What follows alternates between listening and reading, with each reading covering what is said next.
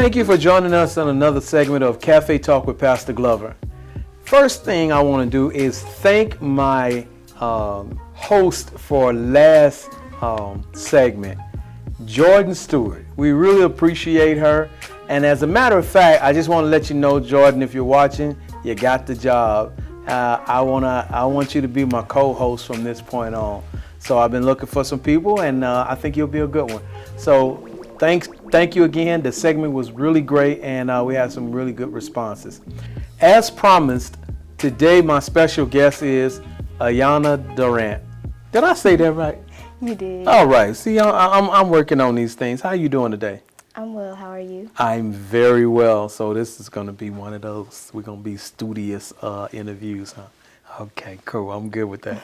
So how has the pandemic situation been working in your household?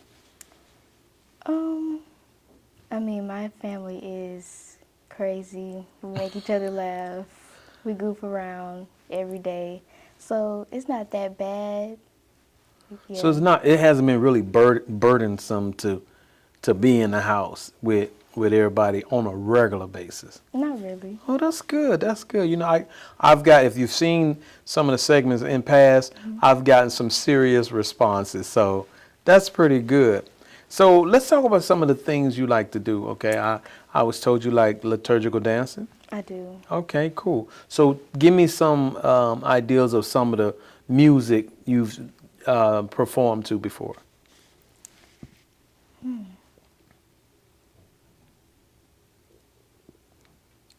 do, do, do, do, do, do. Okay, so rap, praise and worship, secular, non-secular. Oh, I thought you meant like songs. specific songs. Well, that's actually what I did mean, but since we didn't get that one, I thought I'd carry you in another direction. Okay. So tell me, what type of music do you do liturgical dance to? And let me tell you a secret on this show, nothing you say is wrong. It's your opinion and your views. I just wanted to tell you that off camera. Go ahead. We usually dance to songs that everyone might know. Mm-hmm. Popular songs. Yeah, popular And you songs. say we. Well, the team. Oh, so you're on a team. I am. Okay, all right. So I thought when you said liturgical dancing, you meant individually. Oh. So you're on a team. That's cool. How often do you all get together? Well, before this. Yeah, before. Yeah, we used So Rona to, came. Right. We used to practice every Wednesday. Okay. You like fitness, I do. working out? Yes, sir. Okay, all right. What's the favorite exercise? What's one of your favorite exercise? Most likable exercise? Or even do you have one? It's between maybe abs and like triceps, biceps. Okay, so crunches, curls, something like that. Okay. What's your least favorite? I bet it's the same thing that's the least favorite to everybody's. Legs. Oh, yeah. Yeah, because it's the biggest muscle. So it takes the most aggression and it hurts a lot. Yeah. Even though we walk on them all the time, it's not the same as doing squats and deadlifts and that kind of stuff. So, well, that's cool. So tell me, your sister, had her on the show a couple of segments back, okay?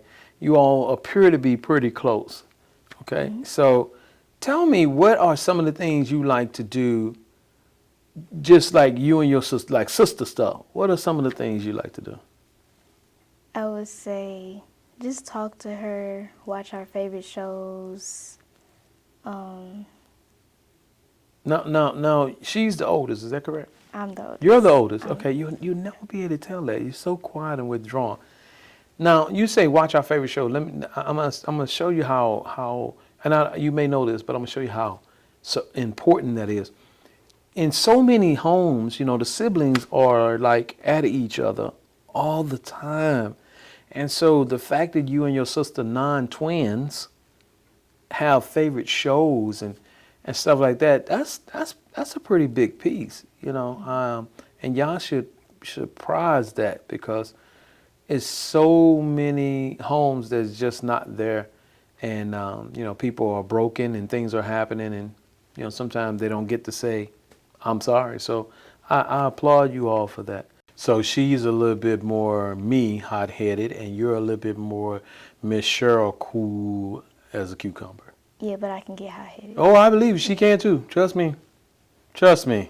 She can too. So, in any regards, let's talk about how your personality, your home, your interaction with mom and sister, and then outside the home connects to you being a Christian. So you are Christian. Am I okay? You've accepted Christ into your life. Yes. Okay. So we've gotten the formalities of what we know these things. I assumed them. Being your youth pastor. Yes, I just throw that in there. But I didn't want to take for granted. I wanted you to say it for the audience. How is your relationship in the family dynamic? How does being a Christian affect that? I mean, you've accepted Christ in your life. There's certain things you see people do. You know, you go to school. You know, you see people in school. How does that affect your family dynamic from your point of view, your perspective, no one else's? I'm sorry, I don't get the question. No worries, no worries. So let's put it like this. I was a very hot-headed young man. I've changed a lot. But one thing that really changed me is when I accepted Christ in my life. So by accepting Christ in my life, I began to try to understand who Christ was and what he his directives and directions was for me, all about his love. It changed my interaction with my wife. It changed the way I saw things and where I did things. How does being a Christian in your household, what things does it change for you? Are you saying, are you suggesting that I'm just, this is who I am, I'm pretty much this person, God in my life or not God in my life? Or are you saying, I'm this person, but with God in my life, I'm able to not or do or whatever have you? I would say with God in my life and my family around me to help and guide me, I always know that there's something with me that I can change and become better at. So You're not perfect? Yeah, I'm Oh, man, I thought once you accept Christ in your life, you become perfect. no. And there's no hard times, and everything is peaches and cream. That's obviously it's not true, right? Right, we're all Okay. still human. We're all still human. I love it. I love it. So, okay. So, how long have you been saved? Do you know? Since I was like 9, Oh, wow. And you are 17. I'm 15. Oh, okay, 15. One day I'll get that right when I guess that of the people. So you're 15 years old, and you've been saved since 9. Okay. Have you, testimonies or, people's tests of things that they've been through. Do you have any testimonies that you tend to share? So recently I sent a message to all the Ablaze, and I basically just apologized for, I guess, being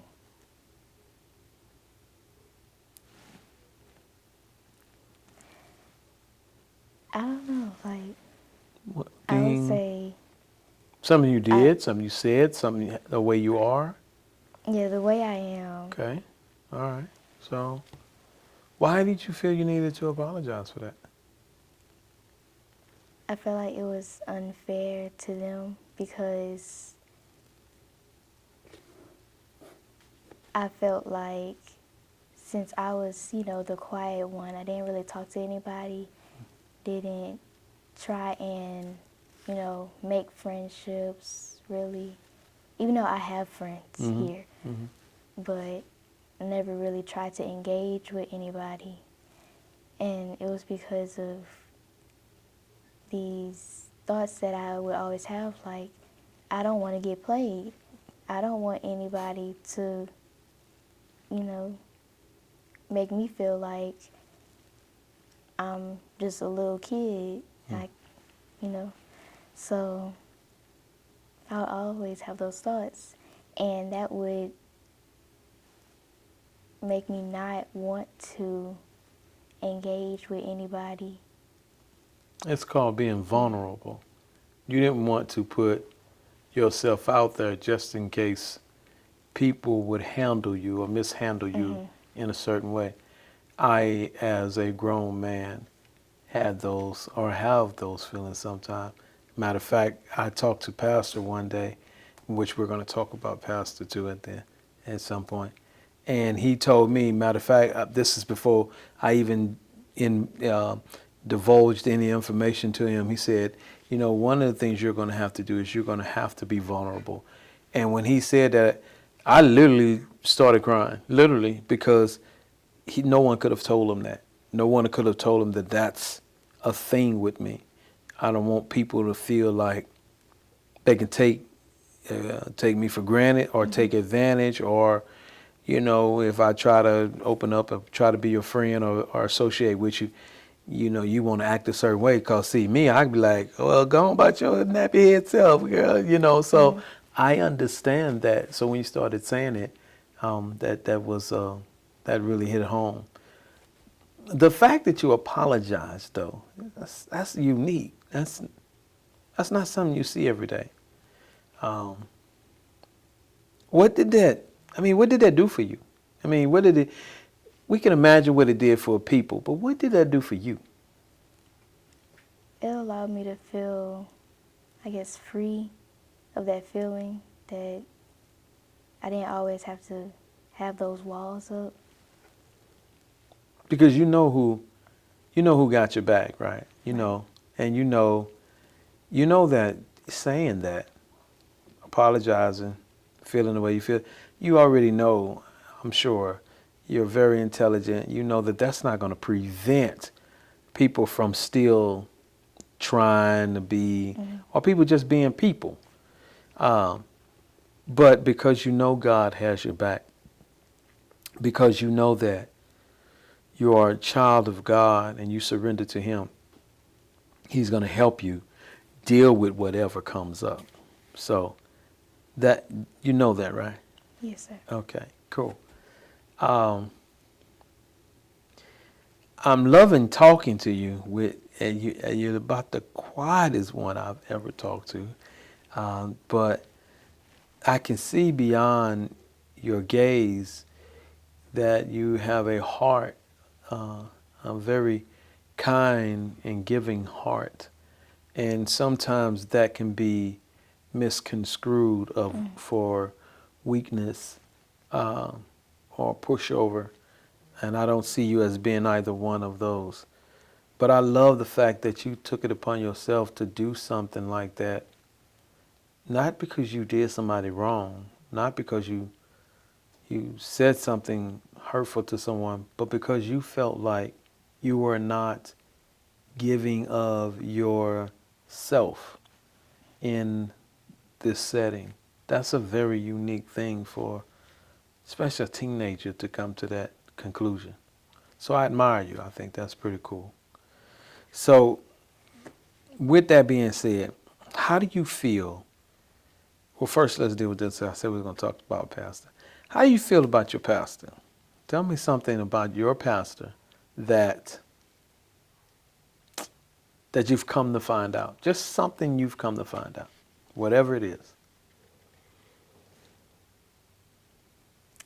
I would say he's a great motivator to Great motivator, okay. just want allow me to want to get into my word more and just have a closer relationship with God. Amen. All right. Cool. What about First Lady? She is very, very funny. All right. She also just shows me how to become a young woman and just walk in the word as a young lady. And she does that through which program in our church? What's the name of it? What's the name of the program she does? Young Ladies of Excellence. Tell the camera. Young Women of Excellence. There you go. Cool. Because just in case there's people out there who want to join, we want to let them know where they can join. So, how do you feel? So we're in they just opened. I don't know if you know, but tomorrow phase 3 from this Corona thing goes into effect. More and more people are going to be able to come back to the church. How do you feel that your Christian walk, how do you feel you can use it or to better serve your youth ministry when we return?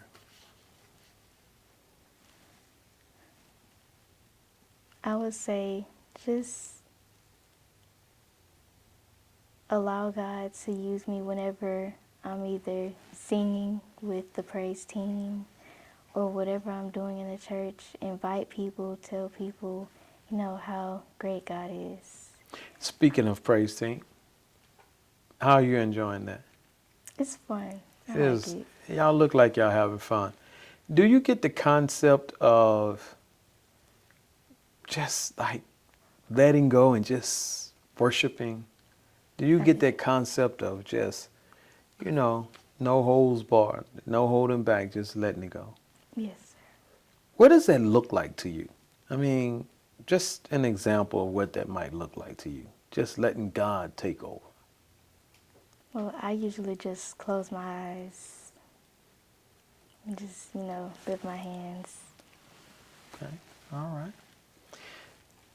We're going to get ready to wrap this up, but I want to try to ask, they're not going to be tough questions, but I want to get a little bit deeper into the youth ministry.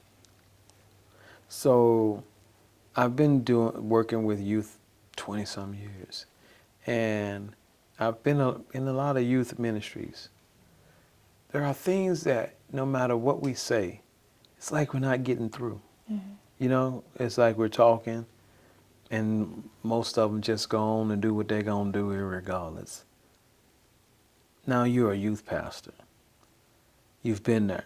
I mean, what do you say to your group? What do you say to your group to help you all make that decision, to help us capture your attention? I mean, what do you think we need to do? Just one thing that might help. The way we deliver, the social media, I mean, whatever it is. What do you think we need? What's a good suggestion? I would just say continue to keep encouraging us. And you can't force anybody to do anything. So just continue to encourage us and just let God do what he does. Keep encouraging you all. You know what? I've had that answer just ringing.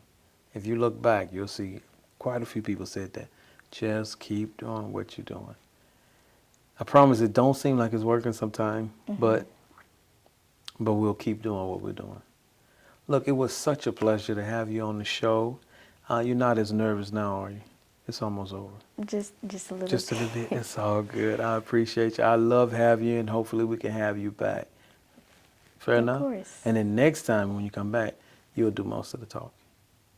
Fair enough? We'll see. All right. Well, at least you gave me a we'll see. Please join me in thanking my guest, Ayana Durant, for being here today. Next week, we have none other than the incomparable the ever so poised, our First Lady, Mary Ellis. You don't want to miss that show. It's going to be a fun show. Again, thank you. See you next time on Cafe Talk with Pastor Glover.